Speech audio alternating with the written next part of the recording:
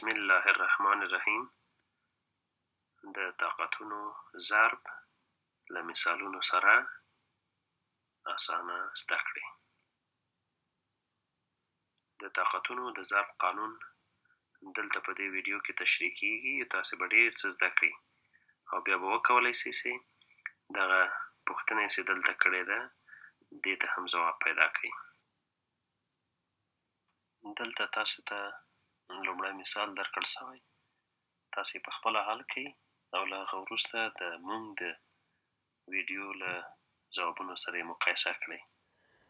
په دې لومړي مثال کې دلته لیکلي دي چې تاسې دغه 3 په توان د 3 ضرب د 3 په توان د 2 دا مقایسه کوي د 3 په توان د 5 سره. د دوی حاصل ضرب د 3 په توان د 5 سره تاسې مقایسه کړئ. له پخواني درس نه موږ پوهیږو چې 3 په توان د 3 معنا څه شی ده؟ 3 ضرب د 3 ضرب د 3 دا یعنې 3 ځلې په خپل ځان کې ضرب شوي دي. ضرب هم په خپله دلته ږدو 3 دا عدد 2 ځلې په خپل ځان کې ضرب شوی ده. نو چې دا په 2 ځلې په ځان کې ضرب شوی ده نو له دې نه څه پوهیږو چې شمیرو دواړه خوا 3 ضرب د 3 ضرب د 3 1 2 3 4 5 5 ځلې 3 په خپل ځان کې ضرب شوی 3 په توان دی 5 ځکه 5 ځلې ضرب شوی.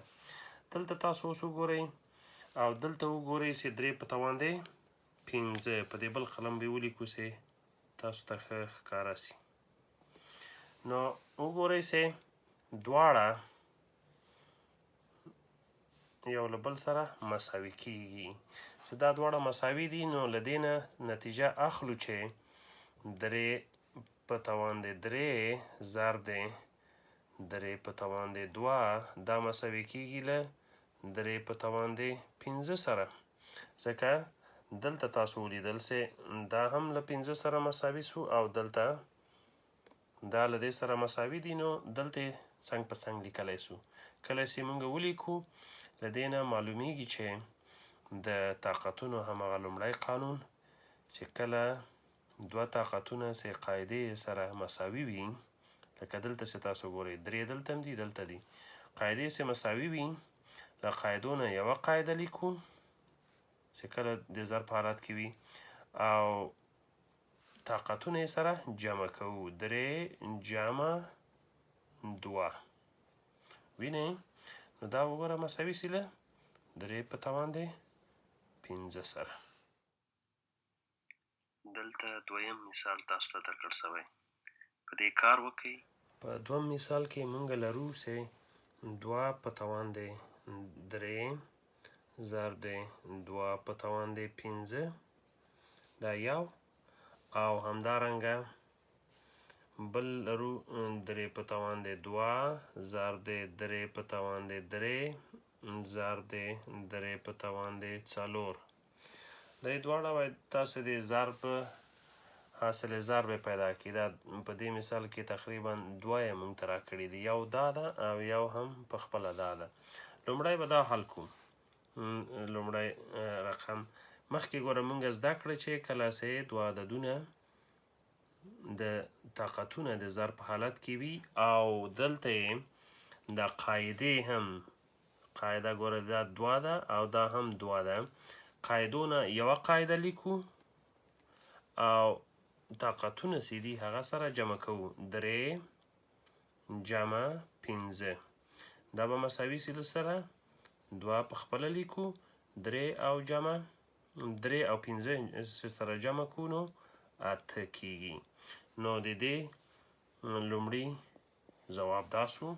د دې بل ته وګورئ دلته هم په خپله قاعدې 3 3 3 د دې قاعدو څخه یوه قاعده لیکو او د لومړي عدد طاقت 2 ده جمع 3 او جمع 4 له دې نه وروسته دا بیا مساوي کېږي. مساوي دلته د قاعدې سره لیکو، 3 به ولیکو، 2 او 3 سره جمع سي 5، 5 او 4 9.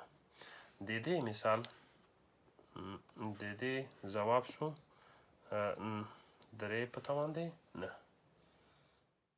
د ضرب د طاقتونو د ضرب لومړی قانون دلته لیکل شوی. کله چې قاعدې مساوي وي نو له قاعدو څخه یوه قاعده لیکو او توانونه یا طاقتونه سره جمع کوو. دریم مثال، دلته هم 2 پوښتنې درکړل شوي دي. کولی شئ په دې باندې تاسو کار وکړئ. په دې بل مثال کې لیکل شوي دي چې 2 په توان دی 15 ضرب د 3 په توان دی 15. دلته تاسو وګورئ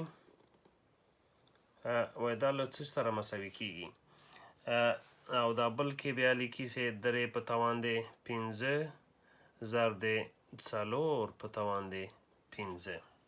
دا له چې سره مساوي کېږي. په دې ځای کې مونږ څه کوو،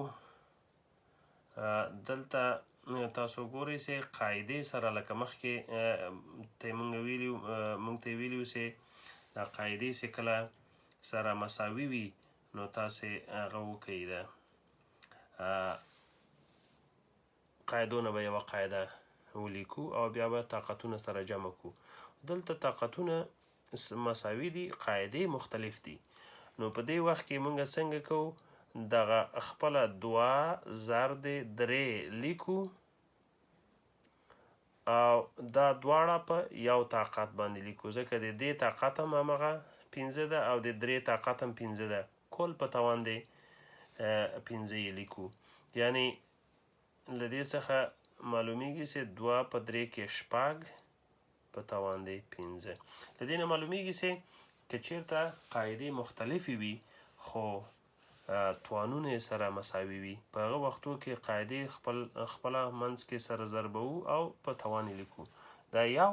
په دې بل مثال کې وګورئ، دلته هم په همدې شکل باندې چې 3 ضرب د 4 لیکو، قاعدې د ضربوو خو په توان یې لیکو.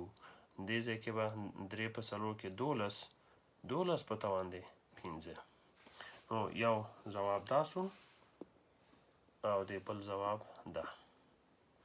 د دې څخه هم مونږ پوهیږو چې کله قاعدې مختلفې وي قاعدې سره ضربوو او دا خو په دې شرط باندې چې توانونه یې باید سره مساوي وي. داسې نه چې قاعدې چې کله مختلفې وي همیشه یې مونږ ضربوو هغه. نو دا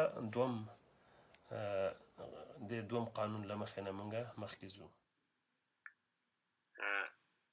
د دغه ویډیو او همدارنګه د دې مثال کې دغه قانون ته اشاره شوې ده چې کله چې توانونه سره مساوي وي نو قاعدې یې مختلفې وي، بیا قاعدې یو په بل ضربوو، یو په بل کې ضربوو او له توانونو څخه یو توان لیکو.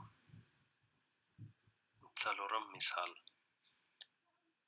دلته تاسو هم دا حل کړئ او بیا یې زمونږ له ځوابونو سره مقایسه کړئ.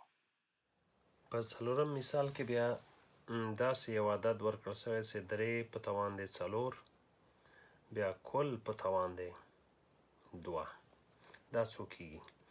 دلته تاسو وګورئ کله چې یو عدد په طاقت د یو عدد پورته شوی وي یا په توان پورته شوی وي، بیا 2 ځلې بیا په توان باندې پورته شوی وي، دا مونږ داسې لیکلی سو. دلته تاسو اوس وګورئ په لنډه طریقه سره که چیرته مثلا مونږ دې ته وګورو نو داسې لیکلی سو چې 3 چې دي 3 په توان دی 4 داسې لیکلی چې 3 په توان دی 4 یو ځلي، ځکه له دې ځای نه معلومیږي دا ټول په توان باندې پورته شوي دي. 2 ځلي 3 په توان دی 4 موجود دي دلته. له دې نه وروسته همداسې لیکلی سو لکه مخکې چې مونږ ویله چې قاعدې کې چیرته مساوي وي نو قاعدې سره قاعدو نه یوه قاعده لیکو او توانونه سره جمع کوو. نو 4 جمع 4 دا به مساوي سي له 3 په توان دی 8. دلته تاسو وګورئ چې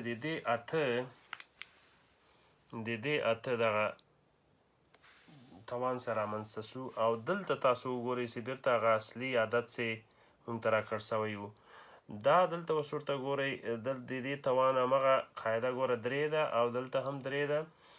دا که چیرته دغه دواړه طاقت چې په طاقت باندې جګ سوی وي دا دواړه سره ضرب کو هغه 8 به لاسته راکړي.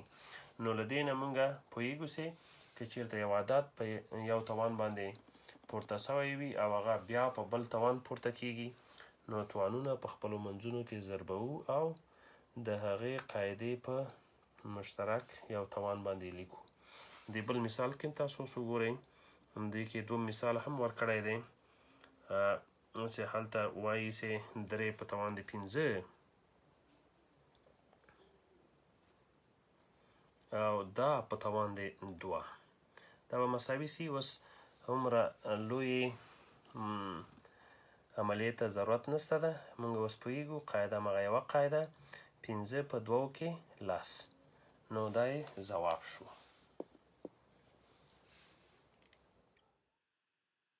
دلته د طاقتونو د ضرب دریم قانون هم ذکر شوی.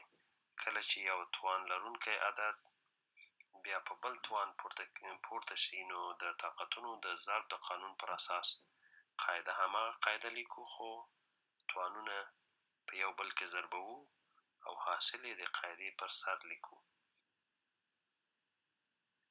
دا پوښتنې درکړل سوي دي دا کورنی کار وګڼئ په دې کار وکئ او د دغو قوانینو په رڼا کې دغو پوښتنو ته ځواب پیدا کړئ.